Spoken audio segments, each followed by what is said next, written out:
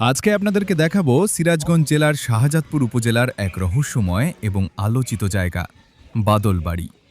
লোকমুখে প্রচলিত আছে এই জায়গায় এসে কেউ যদি মনের আশা নিয়ে গড়াগড়ি দেয় তাহলে নাকি তার আশা পূরণ হয়। আর এই বিশ্বাস থেকেই প্রতিদিন দূর দূরান্ত থেকে শত শত মানুষ ছুটে আসে এখানে। বিশেষ করে শুক্রবার এলেই পুরো এলাকা মানুষের ভিড়ে জমজমাট হয়ে ওঠে। কেউ আসে মানত নিয়ে, কেউ আসে দোয়া করতে, আবার কেউ শুধুই রহস্যময় এই জায়গাটি এক নজর দেখতে। বাদলবাড়ির সবচেয়ে আলোচিত অংশ হল সেই বিশাল পুরনো গাছটি। স্থানীয়দের ভাষ্যমতে সন্ধ্যা নামার পর থেকেই গাছটির নিচে জ্বালানো হয় মোমবাতি। চারপাশে অন্ধকার, বাতাসের শব্দ আর টিম টিম করে জ্বলা মোমের আলো পুরো পরিবেশটাকে করে তোলে এক রহস্যঘেরা অনুভূতির। অনেক মানুষ এখানে এসে মাজারে সিন্নি দেয়, কেউ কেউ মানত করে।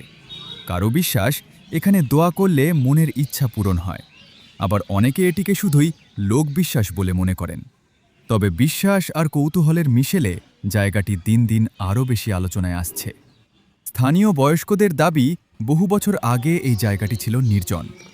ধীরে ধীরে বিভিন্ন অলৌকিক গল্প ছড়িয়ে পড়ে মানুষের মুখে মুখে, আর সেই গল্পই আজ বাদলবাড়িকে করেছে রহস্য আর বিশ্বাসের এক আলোচিত স্থানে পরিণত। তবে জায়গাটি নিয়ে নানা মতভেদও রয়েছে। কেউ এটিকে আধ্যাত্মিক স্থান বলেন, আবার কেউ বলেন অতিরিক্ত কুসংস্কার মানুষকে ভুল পথে নিতে পারে। তাই অনেকেই মনে করেন ধর্মীয় বিশ্বাসের পাশাপাশি সচেতন থাকাও জরুরি। দিনের বেলায় সাধারণ গ্রামীণ পরিবেশ মনে হলেও সন্ধ্যা নামলেই বাদলবাড়ির পরিবেশ যেন একেবারে বদলে যায়।